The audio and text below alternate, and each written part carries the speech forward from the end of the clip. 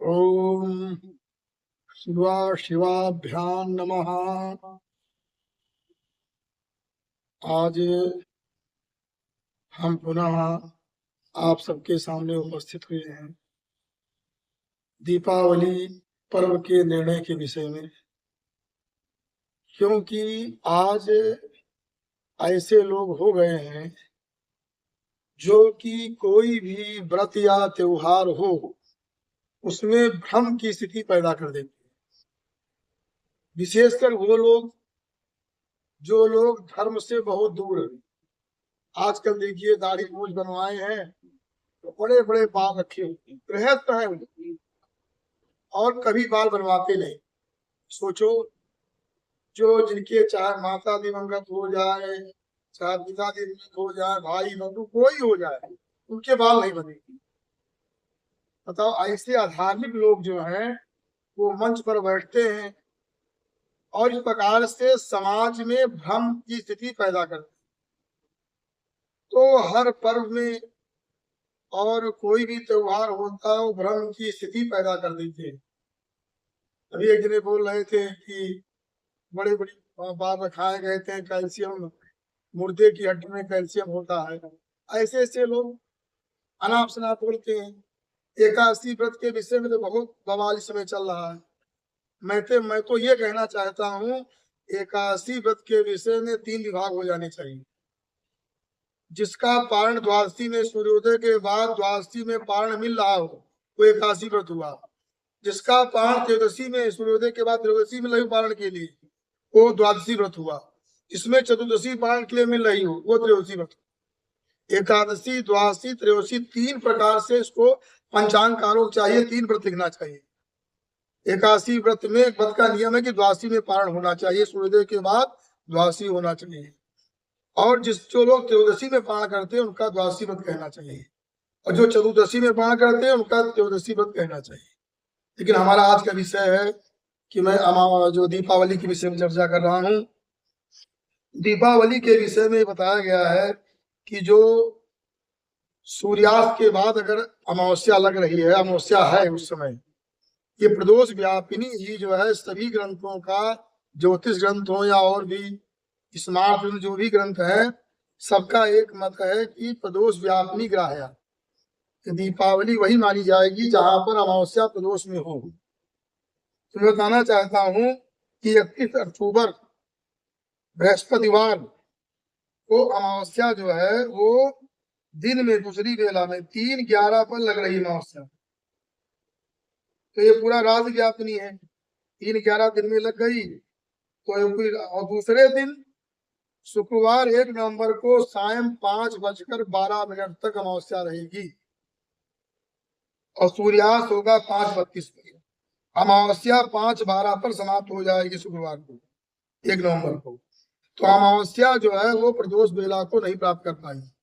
इसलिए ये दीपावली जो है एक मत से मानना चाहिए कि वो 31 अक्टूबर गुरुवार को, बृहस्पतिवार को दीपावली पर्व है, उसको मनाइए।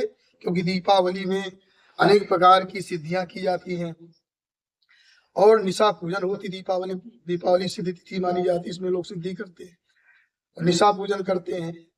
और दीपावली में महालक्ष्मी का विशेष रूप से पूजन किया जाता है, लक्ष्मी जी का। उसमें 2 लग्न विशेष महत्वपूर्ण माने जाते हैं, जैसा कि एक वृष लग्न और दूसरा सिंह लग्न। इसमें लोग विशेष रूप से महालक्ष्मी की आराधना करनी चाहिए। इससे महालक्ष्मी का आगमन हमारे यहाँ हो, लक्ष्मी जी कभी हमारे घर का त्याग न करें, हमारा त्याग न करें। उसमें जो है वृष लग्न शाम को ही है, 6:11 से लेकर 8:08 तक सायं, ये जो है वृष लग्न है। इसमें भगवती जी, इसमें जो है कुबेर आदि देवताओं का, कुबेर जी हैं, महालक्ष्मी है, और भी उनकी जो शक्तियां हैं उनका आराधना करें, अर्चन करें, गणेश जी का पूजन करें। और सायंकाल ही मंदिरों में, सभी जो भी मंदिर हैं उन सब मंदिरों में घृत का दीपदान करें, इस प्रकार से करना चाहिए। और रात की जो सिंह लग्न है, सिंह लग्न जो है मैं बता दे रहा हूँ कि रात में 12:39 से लेकर के रात में 2:53 तक ये जो है सिंह लग्न, सिंह लग्न में भी लक्ष्मी जी की आराधना की जाती है। रात में निशा पूजन की जाती है, किया जाता है भगवती काली जी का। इस प्रकार से दीपावली तिथि जो है, जो अमावस्या तिथि जो है, विशेष महत्वपूर्ण है। इसलिए आप सब लोग जो है 31 अक्टूबर को ही दीपावली मनावे। और जो जब सूर्योदय के थोड़ा पहले जब लोग जो है अर्ध निद्रा में हों। अच्छा, और एक बात मैं ये बता दे रहा हूँ, एक तिथि तत्व नाम ज्योतिष का ग्रंथ है तिथि तत्व, उसमें बताया गया है कि दंडैक रजनी योगे दर्शा स्यातु परे हनि तदा विहाय पूर्वेदु परे हिनी सुख रात्रि के। वहां ये बात जरूर बताई गई है, अगर अमावस्या 2 दिन हो, दूसरे दिन अगर अमावस्या रजनी योगी एक दंड भी, एक घटी भी, तो मतलब 24 मिनट भी यदि वो सूर्यास्त के बाद जा रही हो, रजनी का रात का योग उसका हो रहा हो, तो दूसरे दिन मानना चाहिए। यहाँ सूर्योदय के पहले अमावस्या समाप्त हो रही, इसलिए यहाँ पर 31 अक्टूबर को ही मानी जाएगी, ऐसा बताया गया है। और मैं आगे बता रहा हूं कि लिखा गया है, एवं गते निशीथे तु जने निद्रार्थ लोचने तावन नगर नारी भी सुप डिंडिम बाध नहीं।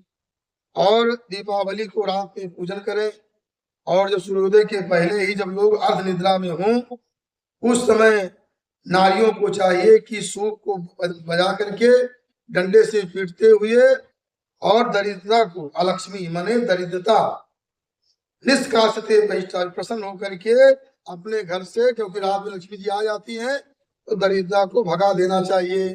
सूप को डंडे से पीटने से दरिद्रता जो है भाग जाती है, ये सब करना चाहिए। इससे जो है दरिद्रता हो जाती है और जीवन में सुखमय जीवन होता है, शुभ लक्ष्मी आती है। जो गरुड़ पर आरूढ़ होकर के लक्ष्मी आपके यहाँ विराजमान होंगी, तो महालक्ष्मी जी आपके यहाँ उपस्थित होंगी, सब देवता कुबेर आदि देवता आपके यहाँ उपस्थित होंगे, इसलिए ये बहुत बड़ा महत्वपूर्ण है। तो मैंने इसका निर्णय किया। इसी प्रकार से मैं बताना चाहता हूँ कि बृहस्पतिवार को दीपावली है, और उसके पहले बुधवार, उसके पहले जो बुधवार है, बुधवार को 1 बजे से चतुर्दशी लग जाएगी। बुधवार को 1 बजे से 30 नवंबर, 30 नवंबर को शाम को मेष लग्न, मेष लग्न शाम को रहेगी 4:36 से 6:15 तक मेष लग्न रहेगी। इसमें हनुमान जी का हनुमान जयंती है, उसमें हनुमान जी का जन्मोत्सव मनाया जाएगा। हनुमान जी का विशेष पूजन भोग लगाया जाता है, उनकी कृपा प्राप्त की जाती है 30 नवंबर को। और उसी दिन नरक चतुर्दशी भी है, नरक चतुर्दशी उस दिन है, और शिवरात्रि भी उस दिन है, इसलिए ये भी बहुत बड़ा विशेष पर्व है। 30 नवंबर को हनुमान जयंती, शिवरात्रि और नरक चतुर्दशी। और उसके पहले और आ जाइए तो मंगलवार को द्वादशी जो है केवल 11 बजे तक है, और 11 बजे के बाद त्रयोदशी लग जाएगी। 29 नवंबर को त्रयोदशी लग जाएगी, वही जो है भौम प्रदोष, उस दिन भौम प्रदोष माना जाएगा। और धन त्रयोदशी, इसको धनतेरस कहते हैं। धन त्रयोदशी का जो है वो 29 नवंबर को है, मंगलवार को धन त्रयोदशी। उस दिन इन देवताओं का, कुबेर आदि और भगवान शिव, लक्ष्मी, विष्णु आदि देवताओं का पूजन करने से घर में धन आता है, और स्थायी रूप से धन जो है स्थिर हो जाता है, अस्थायी रूप से लक्ष्मी जी का निवास होता है। और उसी दिन ये जो धन त्रयोदशी है, धनतेरस है, इसी दिन धन्वंतरी जयंती भी है। धन्वंतरी वैद्य जो अमृत का कलश लेकर प्रकट हुए थे समुद्र से, वो धन्वंतरी जी की जयंती भी, उसको मनाइए धन त्रयोदशी दिन, क्योंकि वो अमृत का कलश लेकर के आए थे। तो उनकी कृपा होने से हर प्रकार का आरोग्य होता है, उनका पूजन करने से जीवन में अमृतत्व आता है, लोग रोग रहित होते हैं, दीर्घायु होते हैं। इसलिए धन्वंतरी जयंती को भी ना भूलें, उनका अर्चन पूजन करें, बहुत बड़ा लाभ होगा। और एक बात मैं और बताया जा रहा हूँ, ये 3 दिन का पर्व हो गया, समझ गए। 29 और 30 31 ये 3 दिन का एक पर्व है, इसको मनाइए। और तीनों दिन जो है सरसों के तेल का दीपक दक्षिणामुख होकर के घर के बाहर कहीं जलाना चाहिए, दक्षिण मुख होकर के, और दक्षिण दिशा में जगह दक्षिण दिशा में जलाना है। इससे अपमृत्यु का निवारण हो, ये अवश्य करें। बस इन्हीं शब्दों के साथ वाणी को विराम। असतो मा सद्गमय, तमसो मा ज्योतिर्गमय, मृत्योर्मा मृतंगमय। ओम शांति शांति शांति।